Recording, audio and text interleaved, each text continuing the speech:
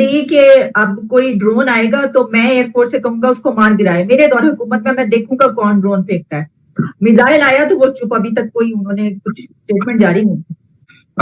कोई कह देता है कि कोई सियासतदान बयान छोड़ता है आने वाले 24 घंटे इंपॉर्टेंट है, कोई कह देता है 48 आवर्स इंपॉर्टेंट है। कि मेरा मकसद ये था कि घंटों के हिसाब से चल रहा है पाकिस्तान की प्लानिंग महीनों के हिसाब से या सालों के हिसाब से आजकल नहीं हो रही, घंटों के हिसाब से। अगले 48 घंटे बहुत नाजुक हैं, अगले 3 महीने बहुत नाजुक हैं, ये इस तरह की बातें हो रही हैं। तो आप क्या सोचेंगे मुल्क कहां जाएगा? हाँ साहब तो उस पे खैर सोने पे सुहागा है कि वो लोगों के सामने जाते सियासी जलसों में है, लेकिन ऐसी फॉरेन पॉलिसी रिलेटेड स्टेटमेंट्स दे देते हैं।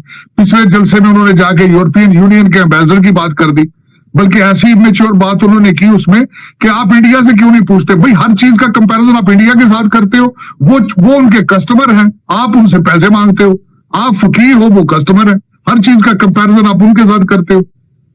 कि आप खुद आप देखिए IMF के लिए आप अपने तरमीम कर रहे हैं, IMF के घुटनों पे पड़े हैं आप, अब वहां नाक के से लकीरें निकाल के पैसे मांग रहे हैं और साथ आप रशिया चले गए, जबकि सारी दुनिया एक साइड पे खड़ी है।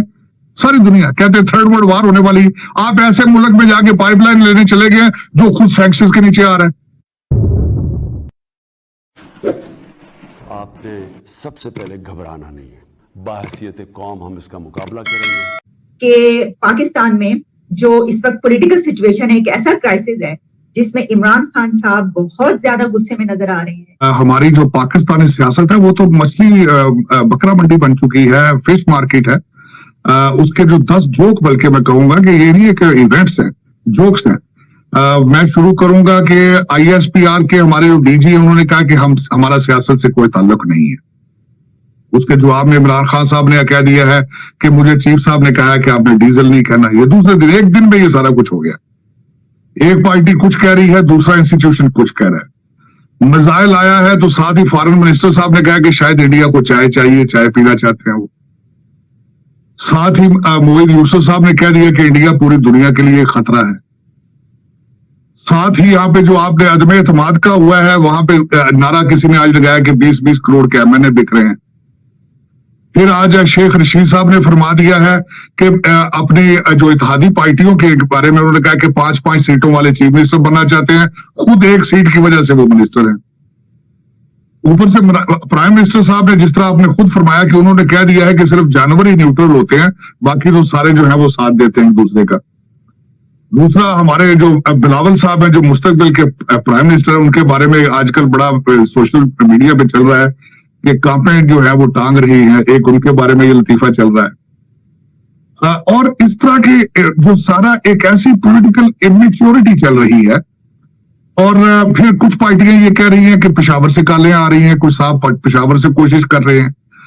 तो एक दुनिया के लिए भी मजाक और अपने अवाम के लिए भी मजाक और पॉलिटिकल इमेच्योरिटी की एक्सट्रीम। मैं पहले भी हमेशा ये कहता था कि ये इनको ग्रो करना चाहिए, इनको देखना चाहिए कि दूसरी दुनिया कहां जा रही है, हम कहां जा रहे हैं। मैं शायद कई दफा आपके सेगमेंट में भी कह चुका हूं कि यहां तक कि जावेद चौधरी साहब ने आर्टिकल लिख दिया इस पे कि काश हम बांग्लादेशी होते। तो वो बस अब वो ये कसर यही रह गई थी जो आजकल चल रही है। आखिरी जो आजकल जो पॉलिटिकल यहाँ पे जो कुश्ती हो रही है, उसकी आखिरी स्टेटमेंट में ये कहूंगा कि जो बिल्कुल इमेच्योर स्टेटमेंट है, खान साहब ने कहा कि अगर तहरीक अदम एतमाद नाकाम हो गई तो फिर मैं किसी को भी नहीं छोड़ूंगा। आपके क्या ख्याल में जमहूरियत में इस तरह के अल्फाज इस्तेमाल किए जा सकते हैं? आप किसी को नहीं छोड़ेंगे। आप पहले तो इलेक्शन कमीशन के रूल्स रेगुलेशंस की खिलाफ वर्जियां करते हुए मुसलसल जलसे कर रहे हैं, पहले खुद ही धज्जियां उड़ा रहे हैं कानून की, और उसके बाद लोगों को थ्रेट कर रहे हैं कि मैं किसी को नहीं छोड़ूंगा।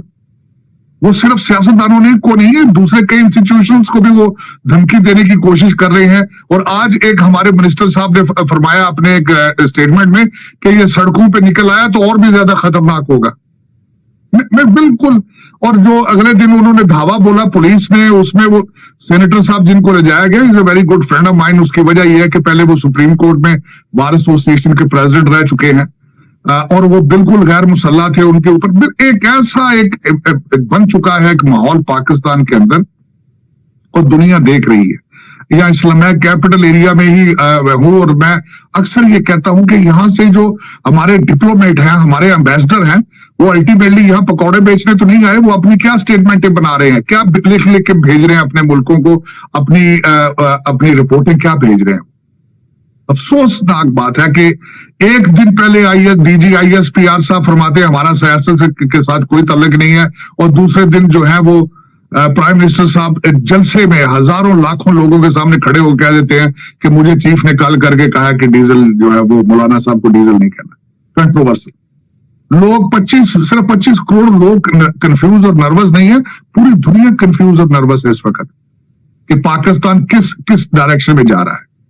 बिल्कुल ये मेरा जो जाती तजरिया है वो एक अफसोसनाक तजरिया है, और इसमें देखें इसमें आने वाले दिन बताएंगे क्या होगा क्या नहीं होगा। लोग अजीब किस्म के यहाँ पे क्या सराहियां कर रहे हैं। कोई कह देता है, कोई सियासतदान बयान छोड़ता है आने वाले 24 घंटे इंपॉर्टेंट है, कोई कह देता है 48 आवर्स इंपॉर्टेंट है। कि मेरा मकसद ये था कि घंटों के हिसाब से चल रहा है पाकिस्तान की प्लानिंग महीनों के हिसाब से या सालों के हिसाब से आजकल नहीं हो रही, घंटों के हिसाब से।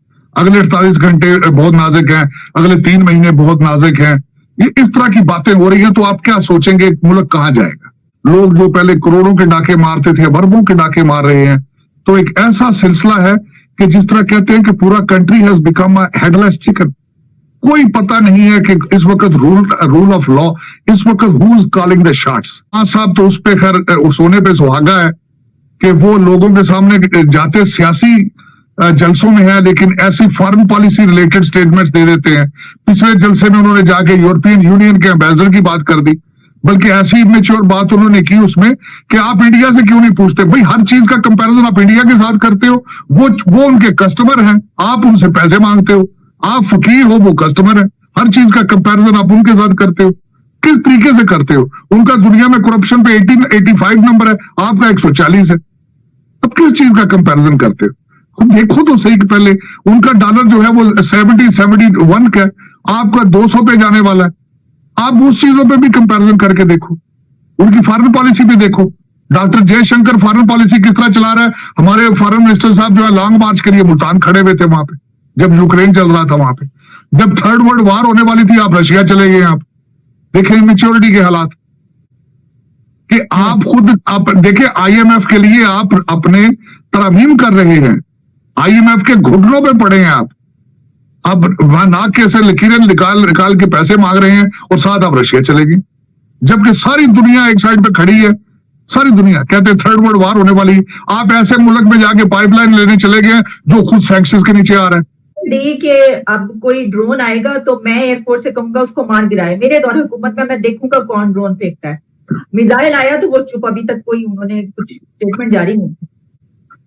मुझे ये एक कहते हैं कि एजाज हासिल है कि वो जो पूरा ड्रामा एक कैंपेन चलाई गई 2 दिन टीवी के ऊपर उस मिसाइल के बारे में, पहले तो शुक्रिया अदा करते रहे कि शुक्र है जी शहादतें नहीं हुई। पहले तो यही नहीं बताते थे ये थी क्या चीज क्या है। पहले तो जो स्टेटमेंटें चलती रही, कभी तो यहां तक नहीं होता। मैं तो कई दफा सोचता रहा था शायद कबूतर आ गया वहां से, कोई जानदार चीज आ गई। कई दफा कहें कोई ऐसी चीज आई है कि उसमें असला नहीं है, कभी कहें कुछ आई है। मेरे ख्याल में तो इन्होंने 2 दिन उसको इस्तेमाल किया। पहले तो दुनिया के पाकिस्तान के लोगों की तवज्जो किसी और चीज में लगाने के लिए। मैं तो पहले समझता रहा हूं कि ये सिर्फ ऐसे ड्रामा किया जा रहा है, कोई कबूतर गिर गया, कुछ चीज गिरी है, ये जो अदम एतमाद और दूसरी चीजों से लोगों की तवज्जो हटाने के लिए कर रहे हैं। लेकिन बाद में देखा गया कि इन्होंने 3 दिन के बाद, ये इसके वजह भी यही है, 3 दिन के बाद इन्होंने कहा जी वो जी वहां से इंडिया वाले ये नहीं कर रहे, वो नहीं कर रहे हैं, फलां है जो इंडिया। मैं आज हैरान इस बात पे था, कहते हैं जी इंडिया आलमी दुनिया के लिए एक बहुत बड़ा खतरा है। मैं तो इस चीजों पे स्टेटमेंट्स पे हैरान हूं। और हमारे वो जो देखे कुरैशी साहब है, उन्होंने स्टेटमेंट छोड़ दिया कि इंडिया को शायद चाय की तलब हो रही है। ये जुगतबाजियां चल रही है फॉरेन पॉलिसी में। देखें जरा इनके स्टेटमेंट्स इनके जरा नोट करें, मैच्योर सीरियस ही नहीं है। मैं तो हैरान होता हूं, कुछ सीरियस स्टेटमेंट दें यार। आप किस चीज की चाय के साथ उसको कलभूषण के साथ मिला रहे हैं। आप मेरा मकसद no clue about it. Alia पता नहीं किस क्रूज कंट्रोल के जरिए पाकिस्तान चल रहा है, मुझे तो ये समझ नहीं आ रही। Who is running it, how it is going on. मेरा कोई चीज कहते कल ऊंट तेरी कौन सी कल सीधी। मैं तो परेशान होता रहता हूँ चीजें देख देख। परेशान। बल्कि सर लोग तो ये कह रहे थे, इसके ऊपर मैं देख रही थी मीडिया और सोशल मीडिया में, तो आप जानती हैं फिर अवाम, हम तो अपने ऊपर भी हंसना बड़े अच्छे तरीके से जानते हैं। लोग कह रहे थे कि वो दरअसल जो उन्होंने पीएम साहब ने ये वाली बात की थी तो टेस्ट करने के लिए हुआ है कि चलें देखते हैं कि उन्होंने जो बात की है उस पर पूरा उतरते हैं नहीं उतरते। तो जो अपने आप को जिस तरीके से पोर्ट्रे करते हैं कि हिस्ट्री का सबसे बड़ा तारीखदान शायद मैं ही हूँ, इस्लाम के बारे में मुझे सबसे ज्यादा पता है, भारत के बारे में इंडियन से ज्यादा मैं जानता हूँ, जापान और जर्मनी का बॉर्डर मिला देते हैं। और मेरा मकसद है एक तो ऐसा, और एक बहुत गलत बात है कि देखना, जब ये बंदा सोचना शुरू कर दे कि I am always right, it's not healthy. जब आप ये सोचें कि मैं गलती नहीं कर सकता, आई एम ऑलवेज राइट, मैं हर चीज से बेहतर हूँ, दिस इज मेरे ख्याल में there is something wrong with it.